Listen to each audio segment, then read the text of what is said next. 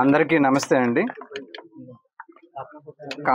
గంధం దుర్గ కొండలరావు అనే అతను రాజవోలు గ్రామం, రాజమండ్రికి చెందిన అతని యొక్క ఫాదర్ వెంకట సత్యనారాయణ గారు అమలాపురంలో 1995లో ఒక 15 సెంట్స్ స్థలం కొన్నారు. ఆ తర్వాత వాళ్ళ నాన్నగారు అనారోగ్యం కారణాల వల్ల ఆ స్థలాన్ని అమ్మదలుచుకున్నారు. ఈ క్రమంలో ఆ స్థలం అమ్మడానికి ఒక ఎఫ్లైన్ సర్వే కావాలనేసి అడిగారు. కాబట్టి ఎఫ్లైన్ సర్వే చేయించడానికి ఎంఆర్ఓ ఆఫీస్ని అప్రోచ్ అయ్యారు ఈ కంప్లైనెంట్. ఈ సర్వే చేయడానికి ఇనీషియల్గా ఎంఆర్ఓ గారు 1 lakh డిమాండ్ చేశారు.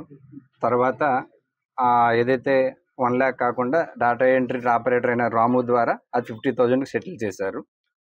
ఆ తర్వాత ఎవరైతే ఈ కంప్లైనెంట్కి బ్రైబ్ అమౌంట్ డిమాండ్ అతనికి ఇష్టం లేక వాళ్ళు ఏసీబీ పీపుల్ని అప్రోచ్ అయ్యారు. ఏసీబీ వాళ్ళని ఈరోజు ఏదైతే 50,000 బ్రైబ్ అమౌంట్ ఉందో అది ఎంఆర్ఓ ఆఫీస్ ఎంఆర్ఓ అమలాపురం ఆఫీస్లో ఈ కంప్లైంట్ నుంచి తీసుకుంటూ ఉండగా మేము 50,000 అమౌంట్ని రికవరీ చేయడం జరిగింది.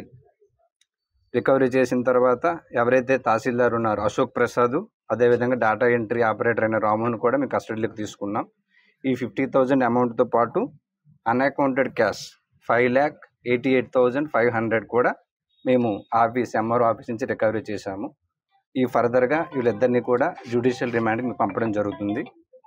పీపుల్ అందరికీ రిక్వెస్ట్ ఏంటంటే ఎవరైనా సరే గవర్నమెంట్ సర్వెంట్స్ మిమ్మల్ని బ్రైబ్ అమౌంట్ డిమాండ్ చేస్తే ఏసీబీ పీపుల్ని అప్రోచ్ అవ్వాల్సిందిగా మీ అందరికీ కూడా రిక్వెస్ట్ చేస్తున్నానండి. Thank you. అది అన్అకౌంటెడ్ క్యాష్ ఆఫీస్ నుంచి రికవరీ చేయడం జరిగింది. అది ఎలా వచ్చింది అవన్నీ కూడా మేము ఐడెంటిఫై చేస్తామన్నమాట.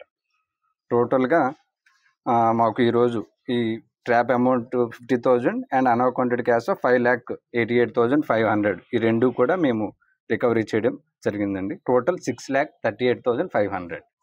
థ్యాంక్ యూ అండి.